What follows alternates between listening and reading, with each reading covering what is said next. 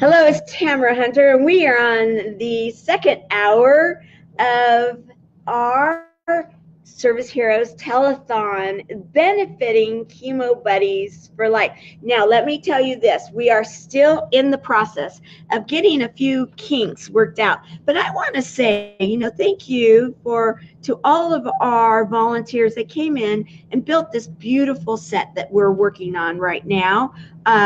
And at some point in time, I will probably turn things around and maybe even go to some other cameras, and so that you can see some of the green screen and the media wall and everything we have going on.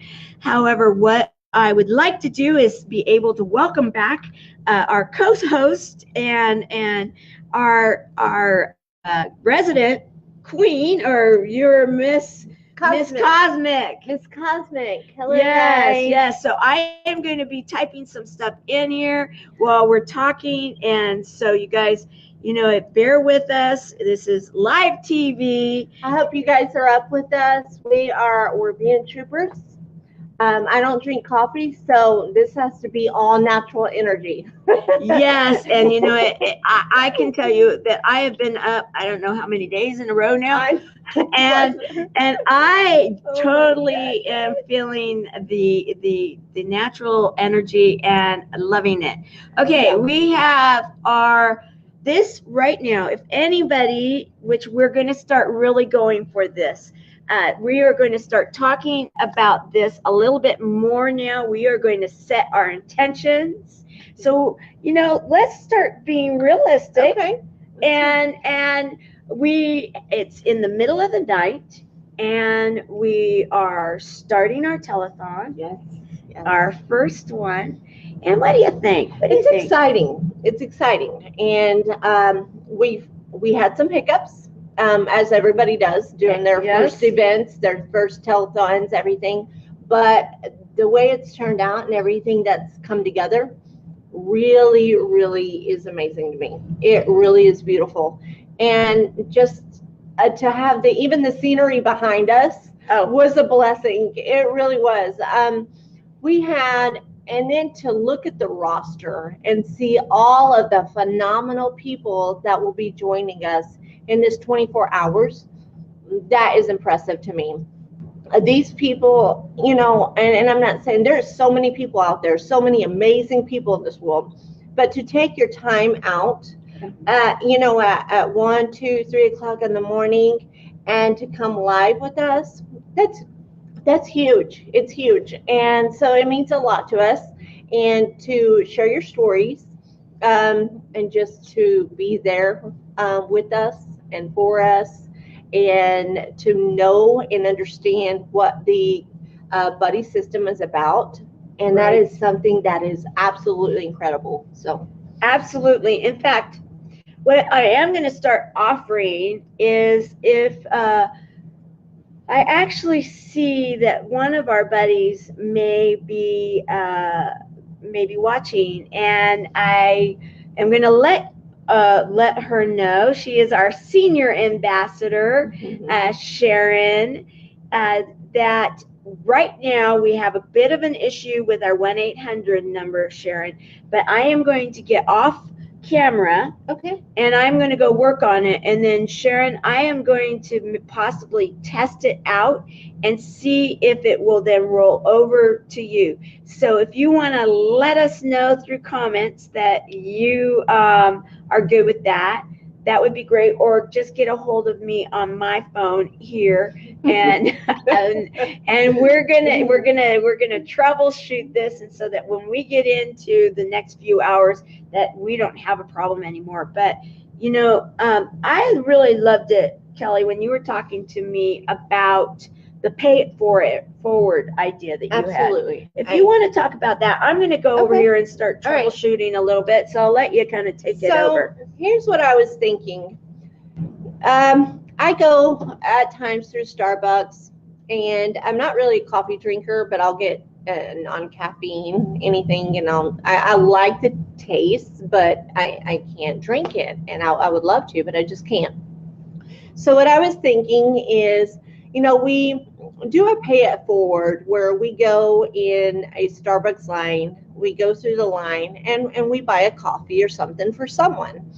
And so my thought was, we buy a tall, a macchiato or grande or whatever, $6, $7. I think it would be absolutely incredible if we could take what we spend, on coffee or whatever for the day and match that and just kind of, this whole event is about giving, loving, sharing, and just having a buddy and loving your buddy, loving the people you're around, and building community, building it back, and building America and the world back to that foundation of peace and love and harmony and all those wonderful things. So my thoughts were, if I was going through a coffee line today and I spent $6, I'm going to donate that $6 to Chemo Buddies for Life. So I believe that we can match that. And so that's kind of what I think our thought process can be today is when you're going out this morning and you're up and you're running to the store to get whatever, let's match that. Let's match that for Chemo Buddies, and let's help build this. It's such an amazing, incredible event. Tamara is doing so many wonderful things, and to be able to just help that little bit, I don't care if it's $1, $5, whatever is in your heart to give and help and donate to the Chemo Buddies and to be able to get this thing going and to just have that big foundation that we need, that solid foundation, and to keep it going. Nothing is free in life. Nothing is free but love, time, and those wonderful things that we can give. But when you talk in the aspects of web design and all those amazing things, everything costs something. It costs time, and it costs, time is money. You hear that all the time. So if we could do that, if we can match a few dollars here, if you go get a coffee and it's $6.72, donate $6.72. I think that would be a really incredible start for us here today. I will be on until 4 o'clock. So I know they're kind of wee hours of the morning for us, and I don't know what time it is in other places around the world. I can't even imagine. But I know where I live in Texas, it is, 2 hours ahead. So that being said, you guys, we're trying to do something amazing. And I know you guys are being here with us and just being amazing troopers. And I really appreciate and love that about you. And I am so thankful that we have wonderful friends and a wonderful foundation and just the love to share and to give. So I know Tamara's trying to fix some technical things. I will come back over for a little bit Sure. and then keep going. I wanted to say thank you for what you were sharing because, I really, in listening to it, I thought,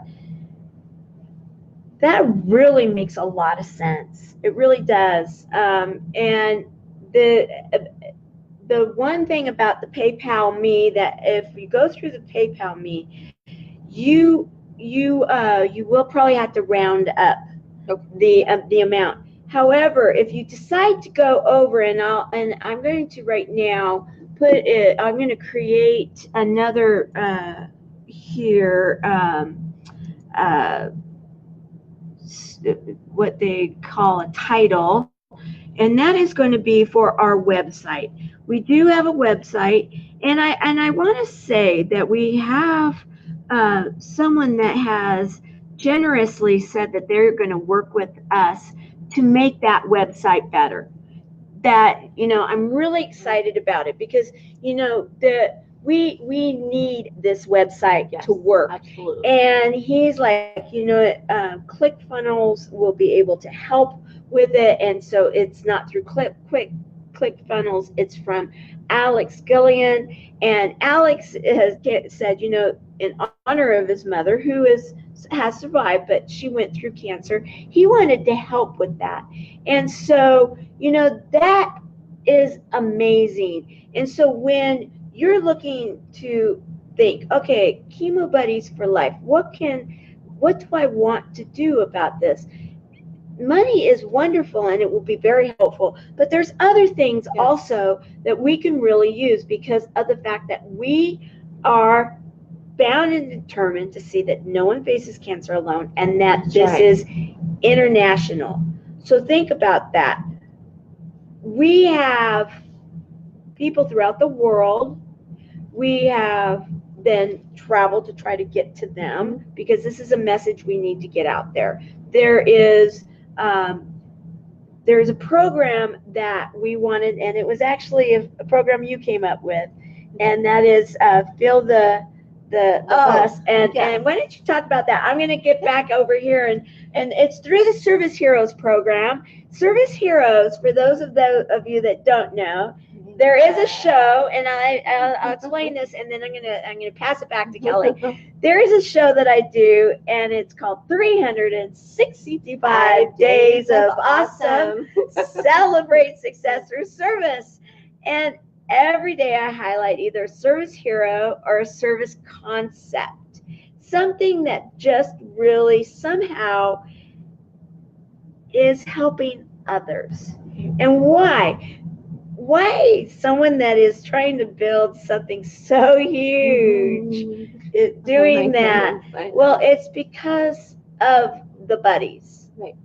The buddies were starting to see things a little like bad news. There's too much bad news out there, guys. And if you're not seeing it, then, and I stay away from the TV and I still hear it, right?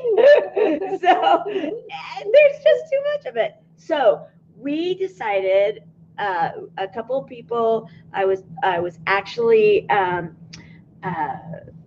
Tasha Cooney actually said, Tamara, I think you should be doing this program. And she challenged me, and I took the challenge. And then Allison Larson, who's going to be coming on later this morning, not too many hours, but she will be here soon.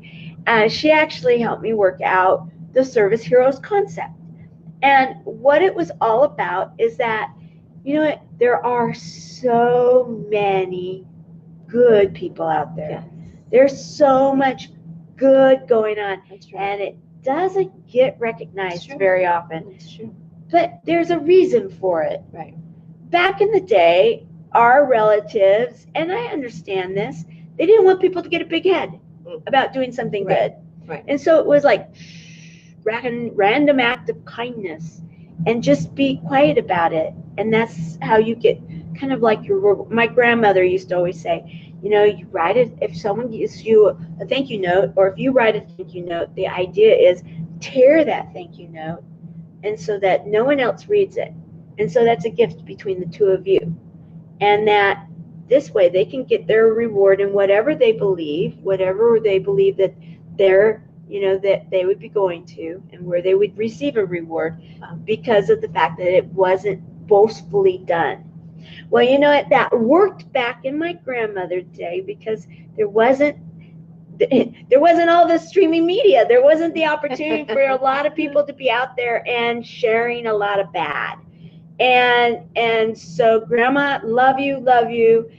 Someday we'll see you again, I believe. However, we're out here and we're from the rooftops, from the streaming media and all over. We are sharing the good news of the Service Heroes and things that are going well.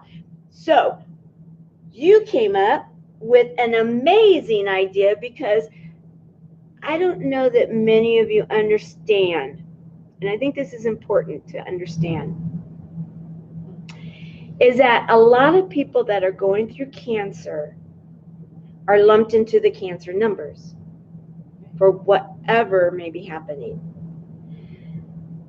They may be actually homeless. They may be hungry and unable to buy food. They may be just diagnosed, and not only did they get the paperwork with the pathology report, they may have also received paperwork saying you've been served and I no longer want to be married to you anymore. And guess what? Your insurance is going to be gone. What do? It's hard.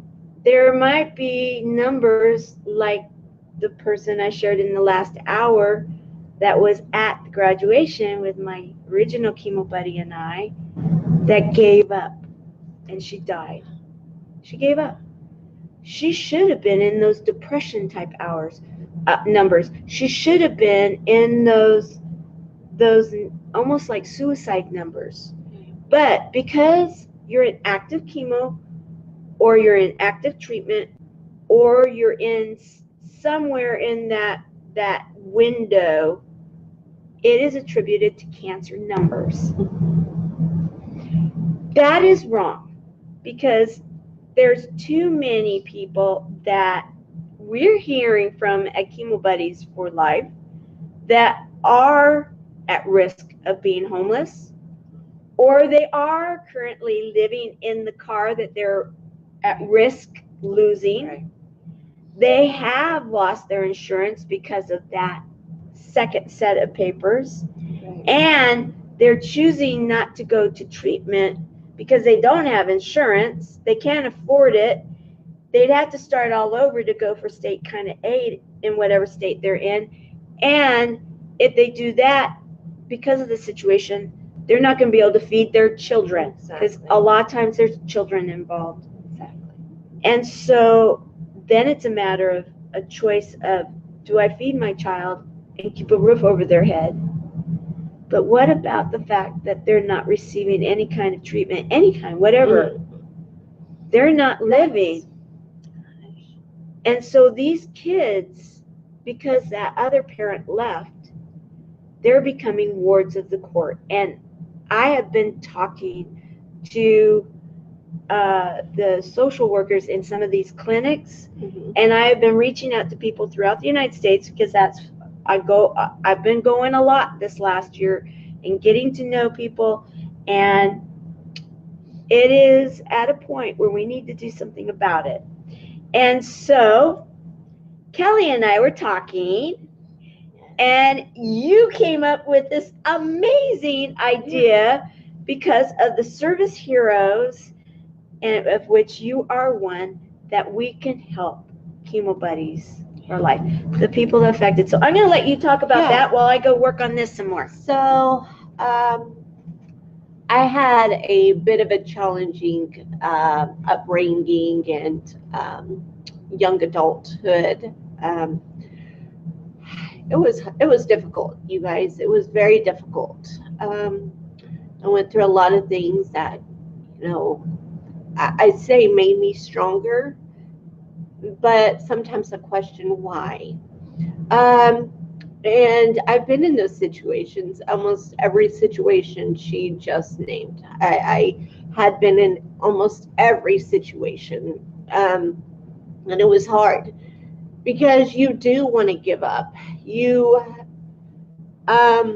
When you don't have that support and you don't know which way to turn, you've got, I'll start with car insurance. Well, you've got car insurance. You have to have car insurance to put on your vehicle, and it just keeps going. You've got to have a registration and this and that, and everything, cost. And so I've been in those situations, and it's one of those things where you've got to choose. What do you do? Do you eat today? Do you keep the lights on? And so those are really hard and really trying times that I had gone through myself. Even being a military spouse, I can remember not having the food we needed.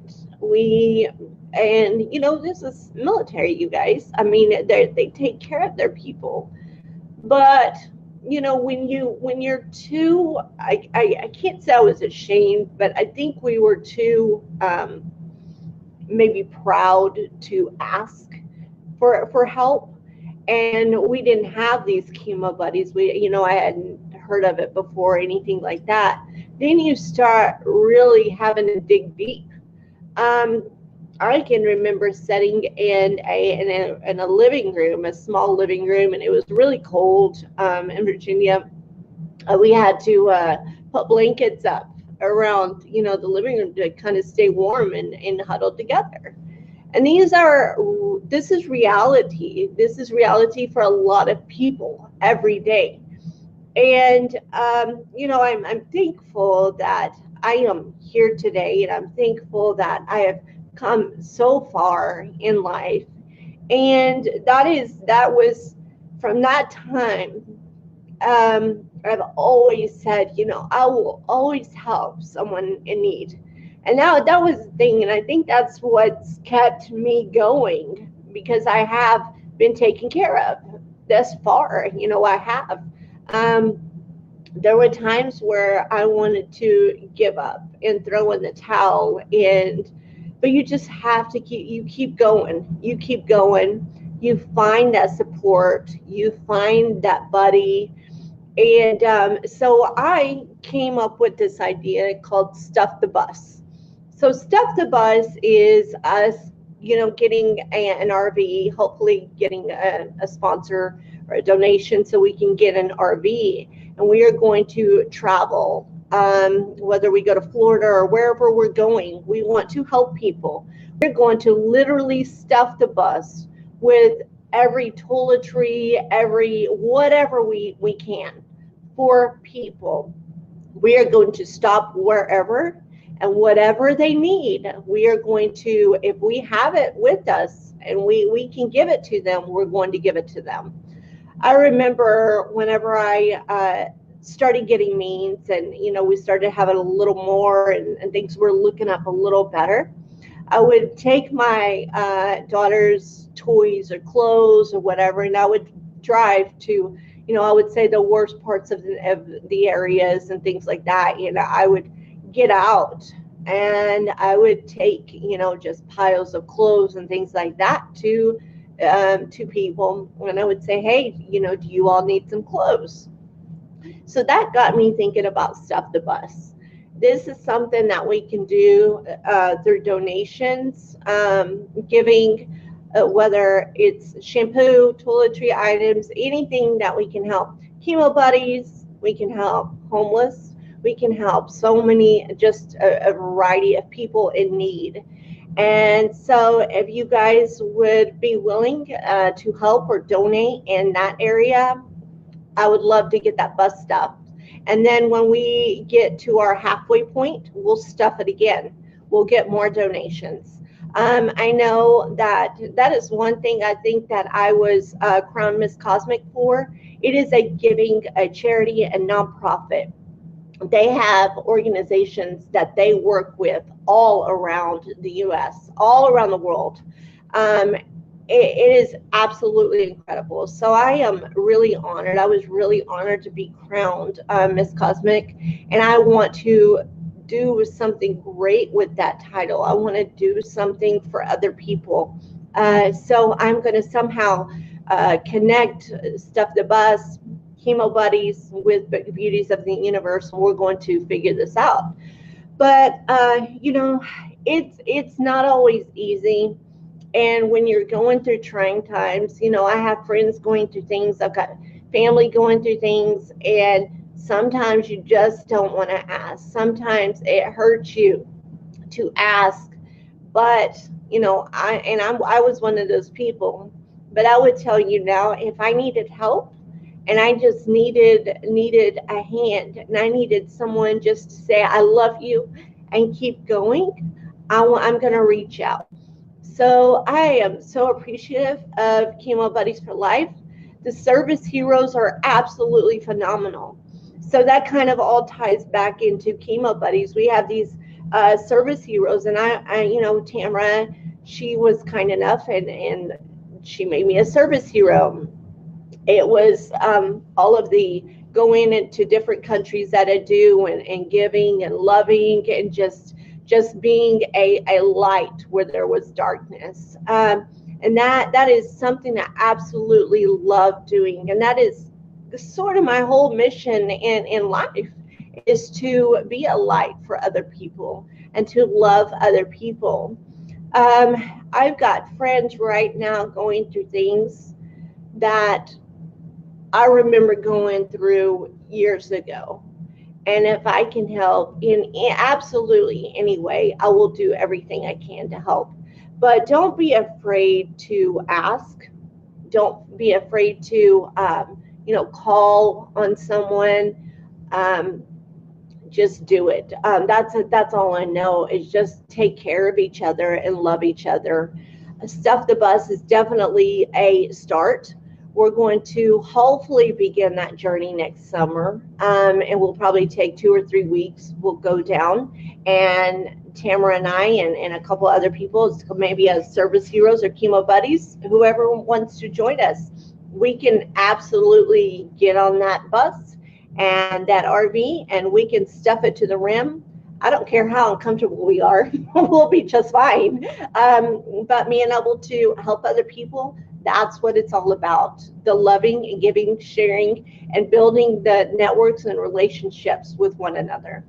And actually I love that. And I was speaking with someone in the fire service, and a suggestion was made, and I would love to really throw this out there, and that is, if we had a bus, some kind of an RV or some type of a bus that needed to have a special license that like an engineer would use. We knew some retired engineers that possibly would drive that bus. And then wouldn't it be cool if we had some kind of a pass the keys, like pass baton, but pass the keys to an honorary engineer, each of the departments, each of the cities that you go into, and make it a very, very big honor. And similar to how, they do the boot campaigns, right. and the fire service is very big on supporting in October the breast cancer awareness campaigns.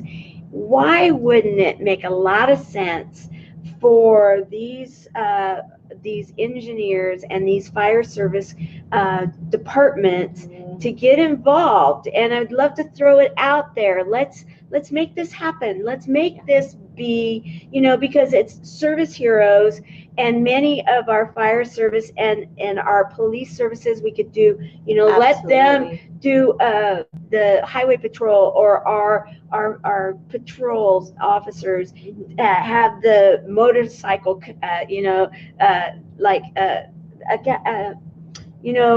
what is it that they're leading us? Yeah, they're leading us into town, and do the mayor proclamations, and why not? Because again, this is all good news, and it is bringing awareness to, and I love the fact that you're talking about all the different charities and everything. But I have to say, I am the executive director and co-founder of Chemo Buddies for Life. And I really, really want to bring awareness, and that's part of the campaign, is bring awareness to the fact that so many people do not understand that people that are going through cancer have issues such as homelessness. Right? They're hungry. They don't know how they're going to go through it because they can't pay for it. They have exhausted everything. They've lost everything because they lived through their first round. Now they've been re-diagnosed. This is not uncommon. No, and here's the one thing that I think it's important for people to know and understand. And because I know you have gone through those things. Mentally, physically, emotionally. And I don't know if you want to go here, but I think it's so important for people to know how you felt. Felt, because that is something that I didn't understand. What are the feelings you go through going through something like that. So that way people can kind of understand a little bit. Right. Because if you're not going through something, you don't know. Right. I think that that's a very good question. And in fact, we have a little bit of time, and then I'm going to get back to working on what I need to work on. But I really want to give a real solid answer to that. And in the last hour, I shared the fact that I think it was the last hour that it was that I have heard those words. You have cancer, as a granddaughter, as a daughter, as a mother, as a sister, and for myself.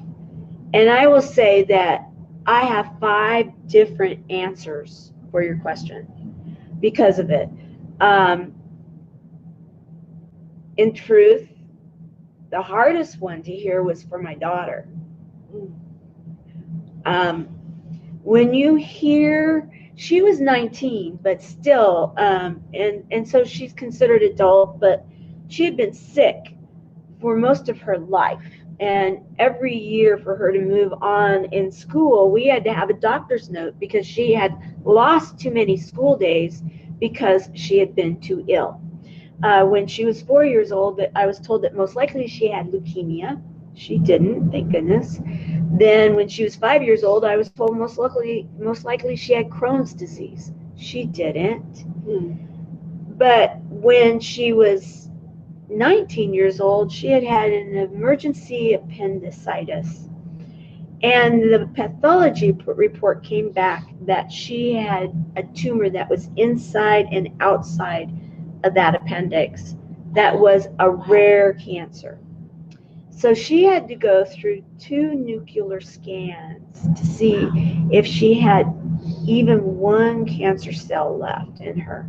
She is a survivor now of 9 years, and she's still at risk. Whenever you've had cancer, you always have a potential that you will reoccur. So she has to stay on top of it. So when I heard those words about my daughter, the emotions that I had were rough. It was rough. It was tough. You never want to hear those words. You just don't. And I had already heard those words. The very first time I ever heard them they were from my grandfather, and my grandfather was more like my dad. He was my hero in life. And I was pregnant with my first child when we found out he was dying of cancer, and they didn't let me go to the hospital to say goodbye to him because they were afraid I would miscarry because I was too close to him. And so that one was a rough one. And so when the next one was my brother, and we're 18 months apart, very, very close, but it was like, okay, he's my brother. But it was the bad skin cancer. It was melanoma. And so, we're close in age. And so what they do, he had to have a couple surgeries. He's always been on cancer watch since. And what they do, I have so many pot marks on my back because they thought, okay, well, there was only 2 of us. And by then, my grandfather had cancer, and then my brother. So then next was my daughter. And so we had already been through it with my grandfather and my brother. And what happened was my brother was a hero to me too. And if I can share anything here, it's that one of the greatest gifts you can give someone that's going through this, especially if it's themselves and that they're having a hard time, or if it's that their child and it's someone that you love. And my brother's an attorney, so he's very, very detailed minded. And he told me, Tamara, don't get on the internet. Don't do it. Because my daughter had a rare cancer, and he goes, don't do it. I don't want you to do it. I will research it for you. I will research it, and I will get you the information. I don't want you going out there and getting lost in this information and going down a rabbit hole. And it can be scary. It can be very scary. And if you allow yourself to go into that bad news area again, service heroes, guys, why do you think I got it? I've been through this drill a few times now, right? Yeah. So with my daughter, that was extremely hard. So, okay, my brother, yes, love him dearly, but I knew he was going to make it. He's young and he's very smart, and I just knew it. My daughter, she had been sickly most of her life, and she was a miracle baby. So I really was concerned that she's alive. She's a fighter. Wow. The next one was me, and you know what? That was the easiest one. I will be honest. By then, I had been through so many times, and I'd been through so much. I've been through other things in my life. Cancer's not the only. We all live life, right? I've been through other things. So when I actually was diagnosed with cancer, you guys are gonna laugh. Ready? I am the poster child of everything not to do when it comes to breast cancer. Everything. I tested too late, and thank goodness I finally tested when I did, because if I hadn't, I probably wouldn't be alive. So get tested, number one. That's so important. Yeah, stay on top of it, because I didn't. And so since I didn't, and I'm a big girl, and I thought, okay, well, I'm going to pay the piper for that one. Most likely, who knows what stage I'll be in. And at the time when my first results were coming in, it was looking like it could have had lymph node involvement and pretty gnarly. And so I was sitting there with some friends and family, and they were starting to plan my possible funeral. And I live near a lake, and they were like, well, what do you think of a Viking send-off? Wow.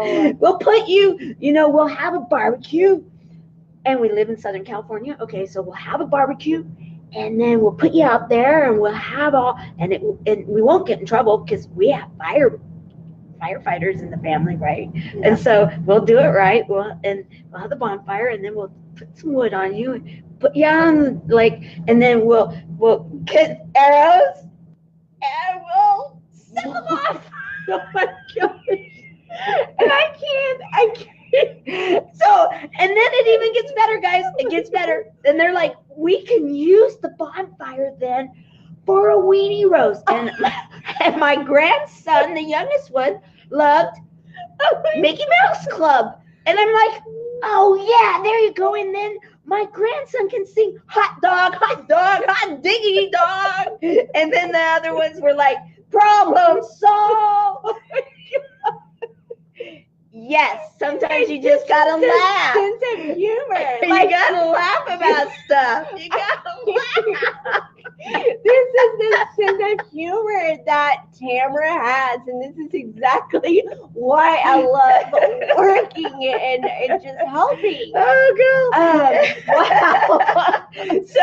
So with me, every time I think about mine, and I try to be so good about it, but all I hear in my mind is hot dog, hot diggity dog. And I see the arrows. So let me bring that back too. But there's one more. Okay. Because this one's really important. Okay. All right. Okay, so the last one is the why behind the why. Okay. Of Chemo Buddies for Life. Now, this is one that I have a big, I'm ready. Okay, does this give you a clue? Okay, the why behind the why. It was my mom. And when I was going through active chemotherapy, my mom had pneumonia. So part of the whole reason for Chemo Buddies for Life is that I was put in isolation. A lot of people know the story. Laughter is the best medicine. Let me bring that up. Yeah, isn't that the truth? It is so true. It is so true, Rose. It is so true. So, okay, and I'm glad you were here for that. I'm sure you were laughing too. Me singing hot dog, hot dog. I know. I was going to sleep without having. Okay. Back to the whole hot dog. I had the idea of the walk-in movie, and you see the snack bar hot dog, and then the popcorn, everything in the soda one. They're like, wait a minute, where's our song? So anyway, but back to it. The why behind the why of Chemo Buddies. My mother had the story to understand my mom. My mom and I had kind of lived under the same roof as adults for the majority of my adult years because of a car accident that she had been in 34 years before she died. The long and short of it is that she had 6 of her vertebrae were shattered, and so she had 27 major surgeries, where I used to say she was soldered from the top of her top to bottom. Her whole back had been fused, and she had cages and Harrington rods that had popped out and broken. And Harrington rods, anybody that had them understands the whole thing. And I'm sorry, but we're gonna go here, and then yes. Had the whole visual. Yes, absolutely. Now the next whole visual. So I'm going to put this up, and I'm going to tell the story, guys. So the story behind the story. So my mom had through the fact that she was supposed to have died because she was dying of a kidney disease. Renal tubular acidosis, and she was in a car accident. And because of the spine being manipulated and the vertebrae being shattered, the kidney disease went away. And she's in journals because of it. Wow. The whole thing, and there's a lot of conversation in regards to that. I understand. So you go on with the story. My mom had a second chance for life, literal second chance, and she had some choices to make in her life. To change her life, she did, and she went through a new path, and that new path ended up affecting a lot of people's lives in a very positive way. She was a very brilliant woman, a businesswoman, and she ended up having to take medical retirement, but she was nearly at a VP level. She was at a regional. She had all the Western states, including Hawaii, for FedEx. Wow. HR. And so big responsibility. Yeah. And she had come through Roadway Express, the trucking company. Then she opened up Roadway Packaging Services, all the Western states, which then merged or became and was bought out, however it would happen, with FedEx. So that's how that all happened. And she was the one kept, which is a big deal. Yeah. And absolutely. So that was after she had that accident. So, and she had all those surgeries during that time. So this woman, to understand this woman, she would have the surgery, she would be in a body cast, and she'd be, okay, I'm on my way out, because 70% of her job was flying away to one of the other locations, right? And she did it, no matter what kind of pain. She was in incredible pain every day of her life. So she ended up having to take an early retirement, and because of all of this, that's why we were on and off living together. She needed help, I needed help, we helped, we're family, we would help each other.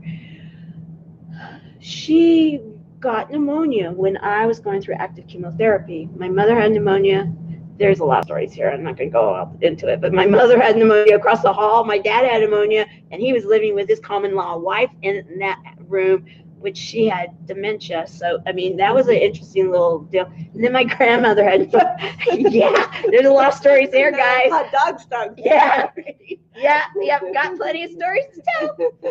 All right, so she refused to go to the hospital. And she was finally told, she was a little bitty thing. At the time, she was barely 5 foot, just a little over 100 pounds. She was told, you're going to get picked up and you're going to get taken. So you can either decide to go or you can decide to have us take you. She went. She ended up not coming home until she died 10 days after she came home, because she coded in the hospital. She had to have a surgery. They broke her bone, or broke her ribs. So she had been fused all the way up her back, right? And in tremendous pain anyway. They broke her ribs. And then what happened was that she had to have a surgery, because one of the other surgeries, it was a gut surgery, and they did a catheter. And what happens sometimes? Superbugs. She ended up with 3 superbugs, one of them MRSA, a couple of others.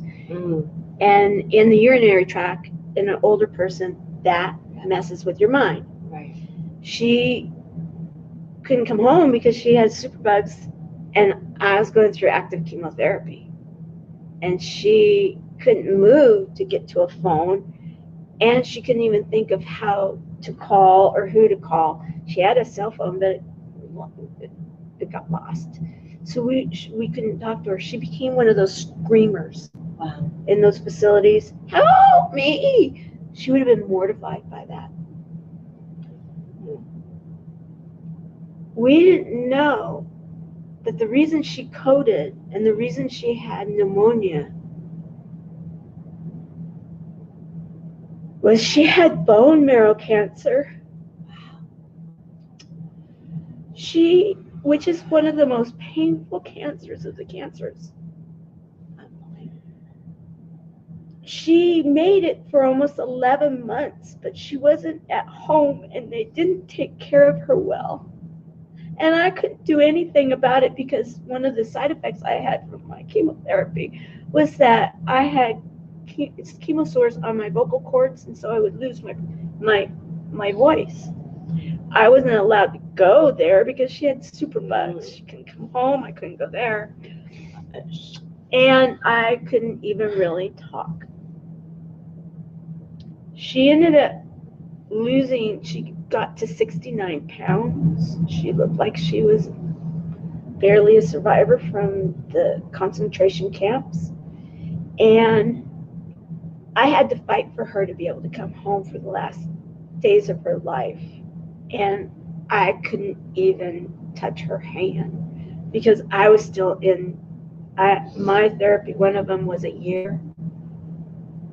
And I still hadn't finished all my therapy. So my mom looked at me, and she would come in and out of her awareness. She looked at me and she's like, "Why are you not touching me?"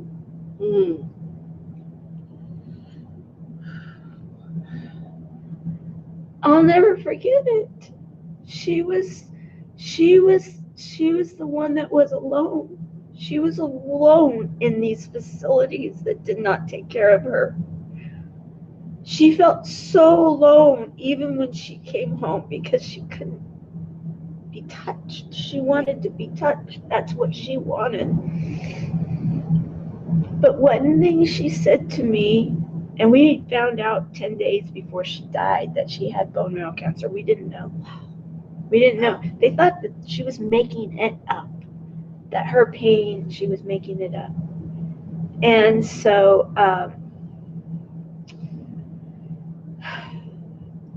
right before she died, she said, "Tam, your life is about to change."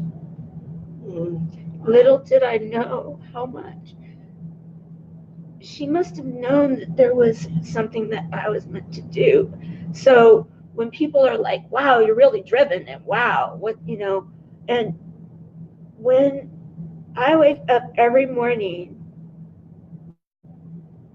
the house that I have has her room in it.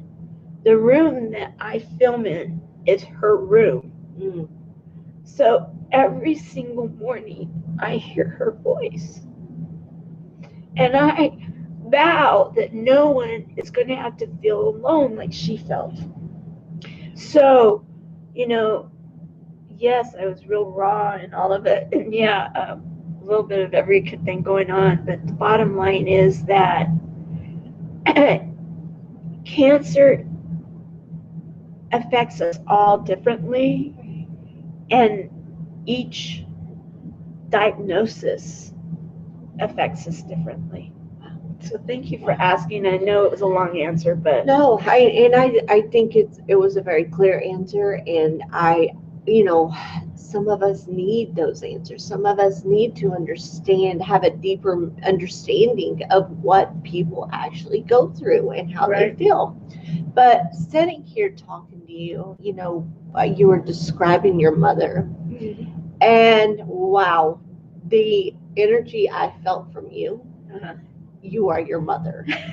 You are your mother. You are. And I'm sitting here, and you guys, I'm sitting here with Tamara, and the way she describes her mother is her to a T. And it is so beautiful at the drive she has, and those words that her mother spoke. Just knowing that she had a greater purpose, that she was going to do something so magnificent for other people. And what she does every day, whether she feels good or has a good day or bad day, and even no sleep. I tell people, I'm like, she never sleeps. But it is absolutely incredible. And all of this, she did so much, and so much went into this. And it is just an amazing thing. And I thank you for that. And I thank you from other people that aren't even able to hear this message today. And they will hear it one time or another. It's going to go around the world. I can tell you it's going to happen. And so just being here with you, I'm truly honored just to be with you. And I feel like I know your mother now. And so she was an incredible woman. She was an incredible woman. And she graduated in 1960, so back in the day, kind of where you weren't quite yet able to be that professional woman that you want to be. And she had such a desire to be that professional woman. She ended up being that professional woman. And I always tease people that my mom wasn't necessarily the cookie mom. She was the cookie chairman mom, because we did Girl Scouts. And seriously, if anybody ended up with broken cookies in Lakeside, California back in the day, I'm sorry, I probably sat on it, because we used to use the cookie boxes, the cartons, or not the cartons, but the cases, and we'd make them into furniture, because that's about what it had to be, because there were so many in our living room. Because she was like, we're gonna break last year's record, and we're gonna do this, and we're gonna do that, and oh my gosh, we would plan it out. So with that being said, do you take a look at your life in those years, and then you look at the right now, as all of the things that are happening, all of the things that have been accomplished because of your desire and your will to help other people? Yeah, I have to say, people have asked me that, and it's not just my mom. I have to give a lot of credit to my family. I had very philanthropic, 2 grandfathers that were very philanthropic, that really, and a step grandfather, so 3 grandfathers, if you will, that really believed in it. I have a brother that is like Mr. Philanthropic himself. He just really epitomized everything. And so I always felt like I was the late bloomer in the family. Right. Like, where did I miss the bus? Because I had been philanthropic in my younger years, but raising my kids and everything, I had 3 special needs children, and so I put a lot of energy into that. And So I kind of I felt like, well, I'm kind of like the no start, the non-starter of the group, and I have to be honest, I did not see myself starting a nonprofit. That was not what I was. That this came, and we're going to talk about this later because I'm working to bring on the nurse, one of the nurses and she's going to be coming on at some time during the day, and it's not scheduled. It's just going to be whenever she gets a break from her child. Right. That's kind of like the one in charge at the house right now. And so, but when the case was made, it's basically what it was, on an ongoing basis. Every time I go in there with my chemo buddy, it was always like, okay, here they come, double trouble. And then it would be it, because I was the one that kept the schedule and kind of the bookkeeper, the organized one of the two of us. And they would be like, you know what, you need to look at this. You need to see what is happening out there, because what you guys have, others need. Wow. And it can save lives. It can lengthen lives. It can change the quality of lives. And I mean, like, almost like grab your face, not quite, but it felt like that sometimes, like, are you listening? This is so important. I just had an aha moment. We have those and whenever I was younger, I was one of those, I never understood, and I thought, how can people work in nursing homes and nursing facilities and things like that? That would be so hard for me, right? Right. I thought it would be, and years later, I decided, I for some reason, I felt like this calling to go be a CNA, a PCNA, and so I did. And so what she's describing, in the times that I'm with these patients, and that I see the lack of, family or care or connection with others, and that fire in them slowly just burn out, it literally. And watching, and I've seen so many patients, a lot of my patients, and I every time I go there, I'm like, this is why I'm here. This is why I'm here, to bring some joy and to bring, because they needed me. They needed someone, and I just happened to be that person that was sit in that position. And so going there and being that person for them, I if it was reading the Bible, if it was watching the Andy Griffith show for 10 hours straight, most of the time I would work, 24, 48 hours shifts. And so just to watch those shows over and over and over, because a lot of them had dementia and Alzheimer's, and, so it was, to me, I loved it. I really did. I really learned to love it. And I can remember, thinking, hearing a family member say, okay, they don't understand. Mm-hmm. They don't understand, or, they're not going to remember. Over time, when they hear you come in and you talk to them and they say your name, that right there told me they know exactly. They know, It may not be, a day later, 2 weeks later, whatever, but it's like something happens. And so when you hear your name and they say, thank you, Kelly, or something like that, when they haven't said anyone's name in years, or something like that, that really hits you. It really does, because that you're building a bond, you're building a memory, you're building that love back, and they need that friendship. And so being here and being part of this and knowing that, exactly that, and having the Chemo Buddy, that is exactly the same thing. Absolutely. And so now it just kind of, makes sense to me now, and it gives me a more understanding of everything. So yeah, if you have that loved one at home, they love you. They may be going through trying times. They may be going through a difficult time that they can't explain to you. They don't understand themselves. But you can be there, you can give time, and you may not think they're listening or they hear you or understand you, but you never know. You just never know. That's right. So to be that buddy and just to love them and to give them a little piece and a smile. I have a video of a 96-year-old lady, and I have a video that I still have on my phone today that says, I love you, to her family. She never spoke. She didn't, very, very rarely spoke. And she would every once in a while speak to me. She had Alzheimer's. And so she didn't remember, too much.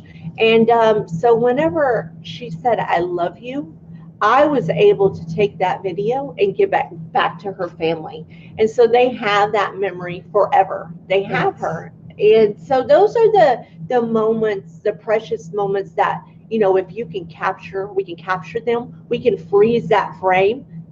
Let's do it. And that's building a friendship. That's loving. That's capturing those moments. And it's time to, I got onto myself on the way here, and I started getting teary-eyed because I had a gentleman sitting next to me, just like a big teddy bear. He was. And this, our plane was huge, and we were sitting there and we were having a discussion about our purpose and everything in life. And he started to cry. He started crying. He said, I didn't understand what I was here for today. I didn't know if I was going back to Seattle. I didn't understand. And he said, but I wanted to thank you. And it was just that conversation. He said, it amazes me how the conversation from Houston to Las Vegas, we built a friendship. And he then said, I know my purpose and why I'm going back to work and back to Seattle so that I can help and be a light for other people. So he said, I just want to thank you for that.